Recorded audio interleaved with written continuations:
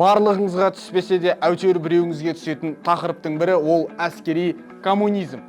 Азамат соғысы кезінде қабылданған саясат деп келеді. Сіздер белгілейсіздер әскери коммунизмді. Яғни әскери коммунизм бойынша салық жойылып, оның орнына азық-түлік салғырты енгізілді. Барлығында 2 қой дейтін саясат жүргізілді. 2 сиырға ұқсайды. Жалпы әскери коммунизм кезінде барлық жекеменшік тартып алынып, барлығы кеңестерге, яғни азамат соғысы кезіндегі большевиктерге жіберілген. Халықтың бар дүние мүлкінен айырылғаннан кейін әрине арты аштыққа келіп соқты. Яғни аштық 1921-22 жылдарды қамтыды. Нәтижесінде қазақ даласында 80% мал кеңестерге жіберілді, ал кейбіреуі жұттың кесірінен қайтыс болып кетті.